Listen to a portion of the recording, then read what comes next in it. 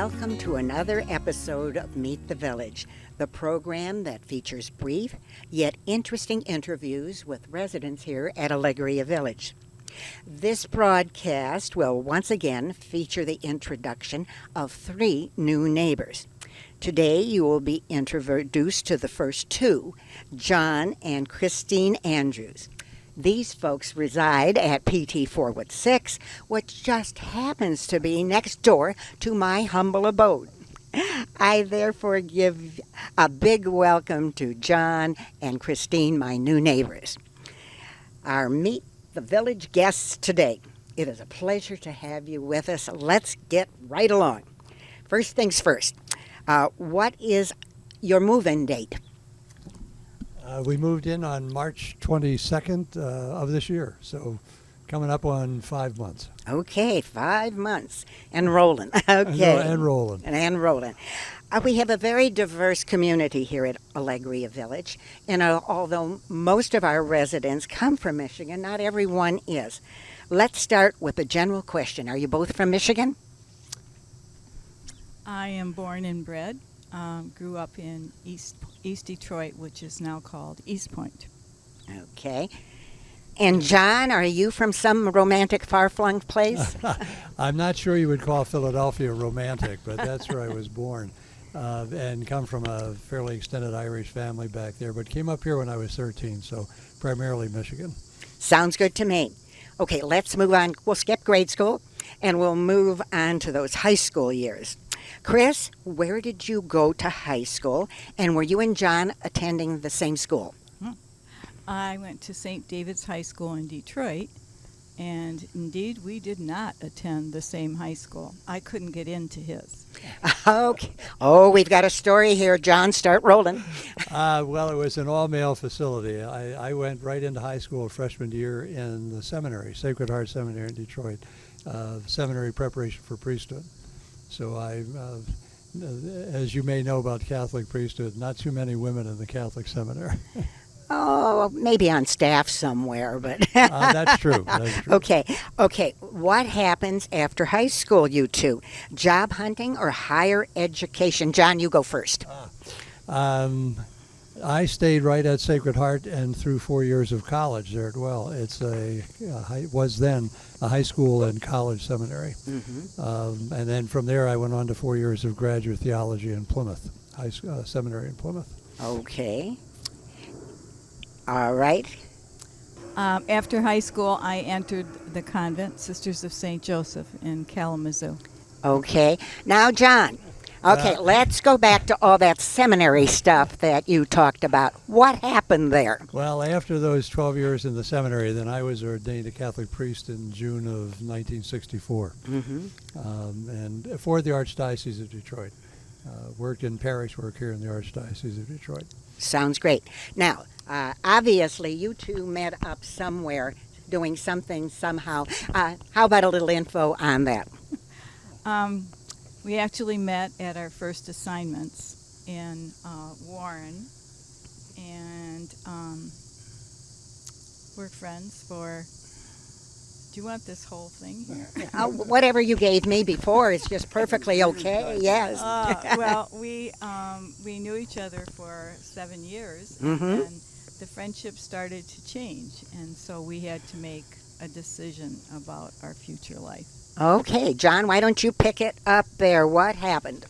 Well, I think Chris really put her finger on it. We were just good friends for a long time. Went our separate ways after that first assignment where we met, but always stayed in touch, and the friendship grew, and I sort of made a right turn there somewhere after 7 years, and we realized we loved each other and made a decision to resign from the convent and from the priesthood. And from the priesthood. Yeah. And there was a marriage somewhere? There was. It was June of 1971 when we left the ministry, and then we were married the following May, May of 72, 52 years ago.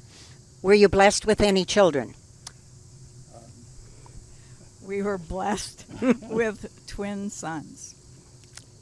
One lives in Plymouth with a family, and with his family. The other is single, and he owns a restaurant in White Lake. Well, twins, my lord, you must have been busy for the first go around. I know something about twins. My mom had a set of identical twins, total of 5 kids in the house. So, yeah. anyway, you obviously had your hands very full. We did. Along the way, did any opportunity to work professionally, Chris, ever present itself? I had been a teacher when I was in the convent, and then when the guys were born, I stayed home.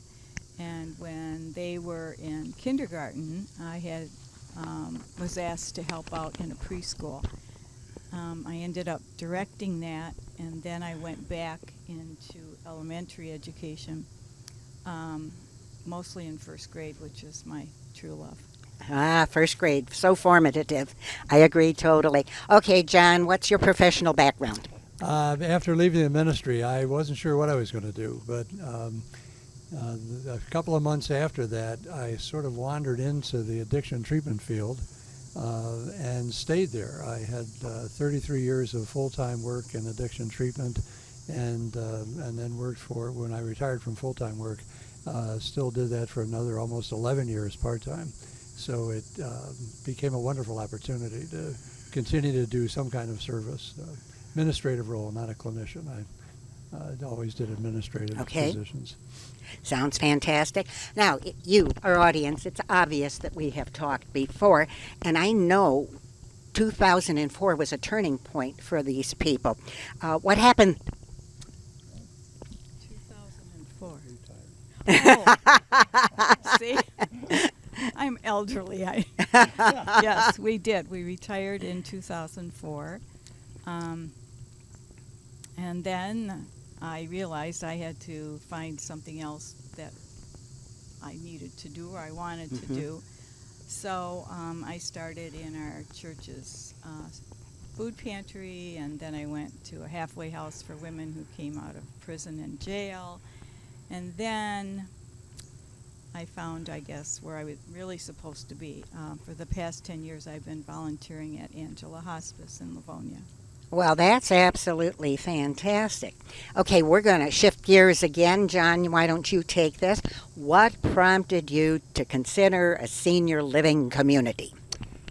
Good question, Michaeline. We didn't feel that we had to do a decision. We were in a condo in Novi for 18 years, and to be closer to grandchildren. I think a lot of folks will recognize that. But we didn't feel any need. We're still pretty healthy, independent, fairly active in a lot of things. But we realized that at some point, I'm 86, Chris is a number of years younger, and 3. and so we decided to make this decision now on our own. And we were very familiar with Allegria. Connie Soma, who's a resident here, she and her husband Tom, who has since passed, but they were friends for 40 years or more. And so we knew Allegria well. We looked at other facilities, but decided to come here. And it was a smart decision. Well, terrific. Now that you're here at Allegria, what do you do to keep busy, the both of you? I spend a lot of time at Angela. Hospice? Hospice, right. I've become part of the Friendly Neighbor Group, which is still a young thing, but moving along nicely, in my opinion. We both read a lot, and there always seems to be something to do. I don't know. Okay. People to see and talk with and visit with. Okay, John, how about you? Yes, I'm fairly still active on a volunteer basis in the addiction field. I'm on 2 boards of directors, 2 different nonprofits and their boards of directors, and as well as an advisory group in that same field. So I keep fairly active in that. But here I've become involved in the recycling program. I'm doing 3 of the floors in our building, Parkview Terrace, and then there was nobody available so far in Hampton Square, so I took on those 4 floors as well. So my Wednesday mornings I become a recycler. Oh, well, good for you, because I've been big time into recycling long before it was fashionable to Yes, do so. yes. You know, remember those old green glasses, that Oh, yes. plastic for backyard parties? Yes. I used to wash them all. People thought I was crazy. Okay, you've been here a few months. How do you like your new home? We like it very much. I think I can say we. It's easier to take care of because it's smaller. I like that very much. Of course, my big thing is I don't have to make dinner every night, which is, I still think about what shall I have for dinner tomorrow and open the freezer and then remember I don't have to worry about that. That pleases me very much. So our apartment has a lovely view of the pond. And it's just very comfortable. We have a 2-bedroom, 2-bath, and it's perfect for us. Terrific. Any negatives? Any negatives you'd like to talk about? Nothing of any substance that I can think of. I guess just to pick up a little thing on what Chris said, Michaeline, what I've been really impressed about is the folks who are watching this, I guess, the welcome we have had here and how easy it is to engage and be engaged with people.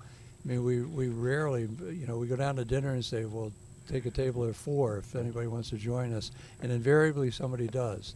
And when you bump into people in the hall, if they don't know you, they ask who you are and how long you've been here and introduce themselves. Both the staff and the residents have just been so welcoming and so easy to connect with. That's probably the biggest selling point of this place in my judgment. Negatives, nothing terribly remarkable. Well, that's good to hear. The Yeah. administration's going to be delighted with your response here. So far, so good. So far, so good. Well, let's keep at it. Okay.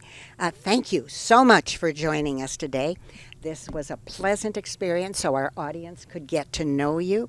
I'm sure you're going to continue in your endeavors here and enjoy the months ahead.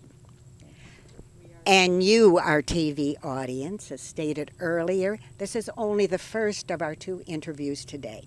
So please stay with us. Up next is not only an interesting interview, but a talented new resident. For Community Television, I'm Michaeline Larson. For decades, I've taught you everything I know. How to safely build a fire, and how to control the flames. But I can only teach wildfire prevention. Only you can prevent wildfires.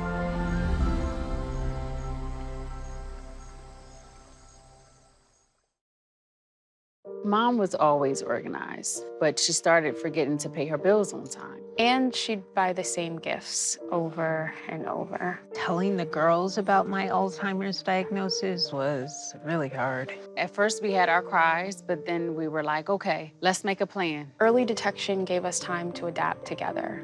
It's so important for you to think about what you can do and making the most of what you have. If you or your family are noticing changes, it could be Alzheimer's. Talk about seeing a doctor together. Hi there. We are back. Thank you for staying with us. I welcome you to part 2 of this broadcast of Meet the Village. Now is the time we meet newcomer Dorothy Amberger. Dorothy's home for the past 11 months has been Bridgeside Place 207. Welcome to Meet the Village, Dorothy. Thank you. Our audience is anxious to get acquainted, so let's get started. Okay. Now get that mic up close to your mouth. Okay. Okie dokie. And let's start with the most obvious of questions. Okay. How long has Alegria Village been your new home? When did you move in? Well, I moved in early September. September 6th, I think you have it on there. Right, and that would be 2023. The months are just flying Yeah, by. well, it's just been 1 year. Yeah, we're coming up on it Yeah. now. Okay, where did you live before making the village your home? We lived in Detroit, and then we moved to Livonia in 1998. I just can't resist asking about high school. High school is such a central focus for a teen's life. So here goes. Where did you go to high school? I went to St. Rita High School in Detroit, And where's that located? and that is located on State Fair in in I-75. But at that time, it was called Oakland Avenue, but now it's I-75. Well, the last time I was out there, there's a bits of Oakland left, but not much. Right. Not Yes, much that's indeed. right. Uh-huh. Okay, now you did move in here with your husband. Did he go to St. Rita's as well? Yes, he did. Yes, we were high school sweethearts. Oh, the story gets better. And did you go to a prom together or something? Yes, we did. I was in the 9th grade and he was in the 11th grade, and we went to that prom. Must have been his junior prom. Yeah. Okay, Yeah, his not junior the senior. prom. Right. And since he was here when you moved in, when were you married? I was married in 1953, Mm-hmm. and on August the 22nd, I'll be married 71 years. You and John did move in together. Yes. In fact, I conducted your Allegria Village required resident meet and greet session. That's right. Hmm. Tell us what unfortunately happened. Well, both of us ride scooters, and the scooter he was riding, he was going in the door, bringing groceries, and I wasn't present, but I heard the crash, and I went in, and the scooter was turned over on him, and he broke his leg. So then from there, he was very kind of weak to begin with, and so that really kind of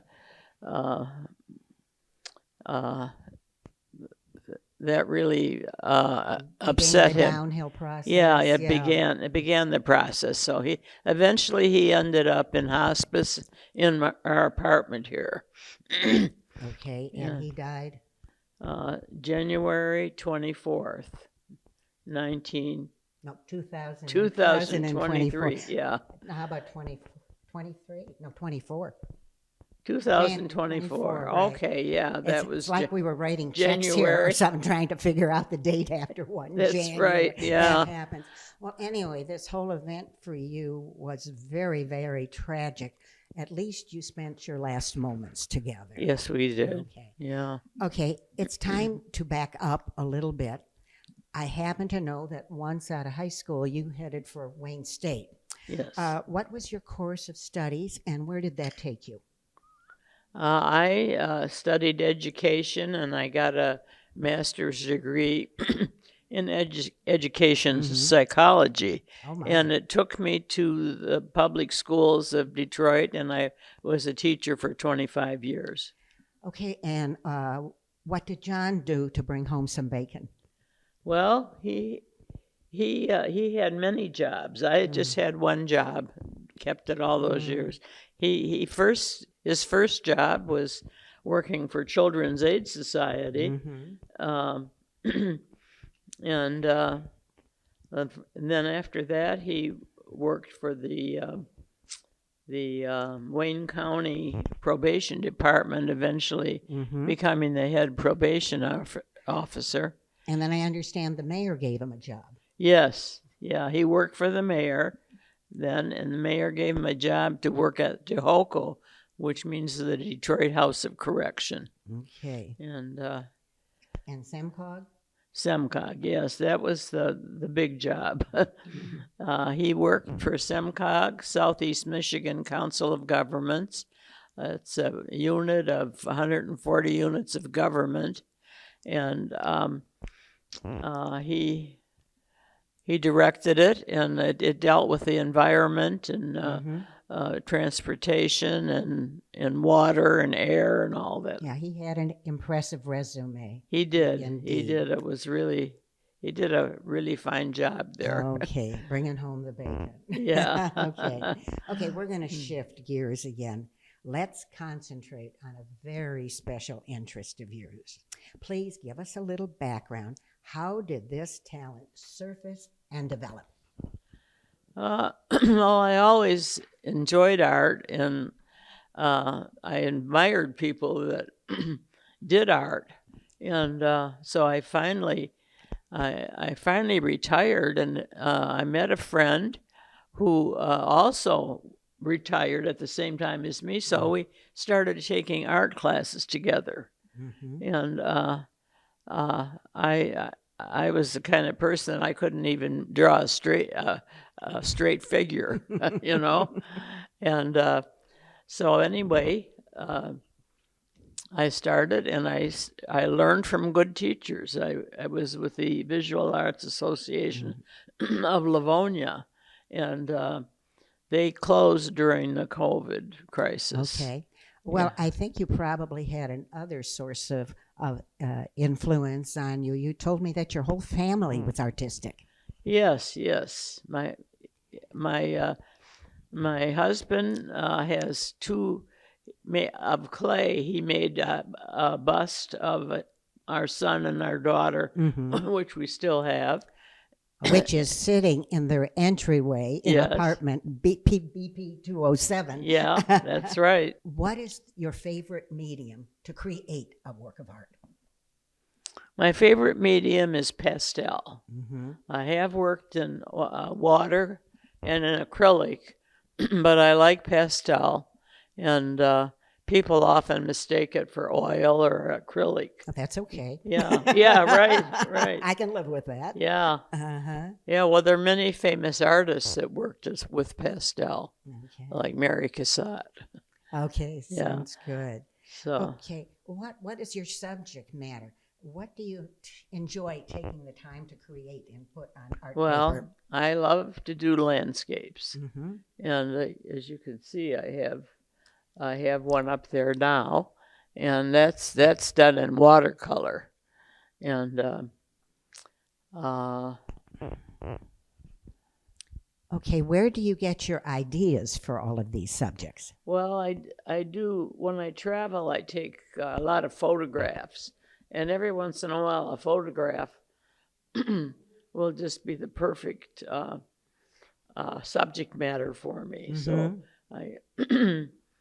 I devise I edit the photo and make it my own, and I draw it and color it and everything. Okay, we don't have any landscapes like that around here. Where did you get the ideas for all these beautiful pictures? This in my art class. This was an exercise with watercolor, and as you can see, this is a rather abstract, and it kind of so it's kind of my own creation. It's not really from a photograph at all. Oh, well, then it's original art. Yeah, it is an That's original art. tremendous. Yeah.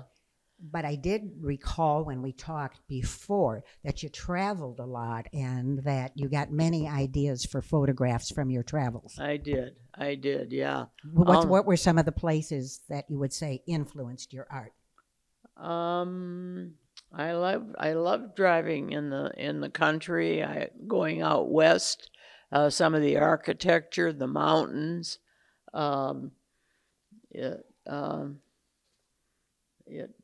And then, of course, I traveled in Europe, but I don't have any of those pictures. When I moved here, I gave away a lot of pictures. The only ones, the ones I have are my favorite ones. Okay. You talked about moving here. How many of your artworks made the trip from Livonia to here to Dearborn? I think there are about 15. Okay. And how many can you display at one time? I have one in each room, two in some rooms. Okay. But yeah, they're almost all hung somewhere. Okay. Well, they're lovely because I've been in the apartment. Thank you. Couldn't snap pictures because she has this fantastic light in the apartment. It's a corner that's apartment. Right. Okay, let's move right along. Now, the calendar reads mid-2023. What brought you to Alegria Village? I looked at several places, but I have two friends here, Barbara and Don Wallace, and Ted and Priscilla Danielson.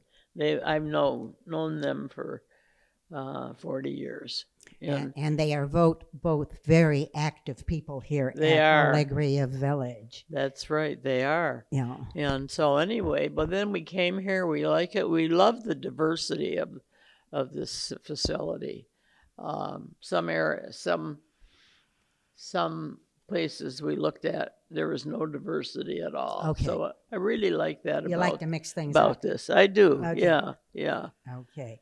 So. How did you have any trouble getting an apartment? Well, we wanted an apartment with a patio. They were all small. They didn't have any 2 bedrooms or anything like that. So then we were walking around showing apartments, and the person selling us, Naris? Naris, Yeah. Naris said, "Well, let's look at this apartment. They're just moving out." So we went in. It's a corner apartment, and it's got light on both sides, which is very good for painting, and it makes it a very bright apartment, very light. And so we chose that one, and we love that apartment. It's beautiful. I've been in it. It's a gorgeous apartment, complete with formal entryway. Delightful. Yeah. Okay, but you say with good light for painting. So am I correct in saying that you are still creating lovely works of art? Well, I am. I started painting. I didn't paint much during COVID. Mm-hmm. I didn't feel the urge to paint. But since I've been here, I started painting. Well, about how much time do you devote to your craft? About twice a week. I paint with another woman, and we paint at each other's apartment. We rotate. Get a little diversity into your life. That's right. Well, you said you like to mix it up. That's right. Yeah. Okay. I don't know. I like painting with other people. There's a social aspect to it. This has been such a pleasure. Thank you for joining us today, and thank you for sharing your story with Well, us. thank you. Okay, fellow villagers, I hope you've enjoyed meeting Dorothy today and have enjoyed viewing some of her works of art. For Community Television, I'm Michaeline Larson.